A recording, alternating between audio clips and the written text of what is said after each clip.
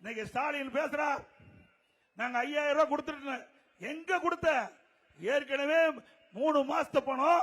இப்ப தேர்தல் வந்ததுனால மக்கள் இடத்துல செல்வாக்கு இருந்ததுனால 2000 ரூபாய் கொடுத்து 5000 ரூபாய் கொடுத்து மக்களை ஏமாத்துற திரு ஸ்டாலின் அவர்களே, அண்ணா திமுக ஆட்சி மனதுடனே எல்லா குடும்பத்தில் இருக்கின்ற நம்முடைய குடும்ப தலைவருடைய வங்கி கணக்கில் 10,000 ரூபாய் வழங்கப்படும். மத்திய அரசு எங்களோடு இருக்குது, மத்திய அரசு எங்களோடு இருக்குது. தேவையான நிதியை பெறுவோம். இதெல்லாம் பேசுறார். குடும்ப தலைவிக்கு மாதந்தோறும் 1000 ரூபாய் கொடுக்கறேன்னு எப்பொழுது பார்த்தாலும் பத்திரிகையில் விளம்பரம். எப்ப கொடுத்தீங்க?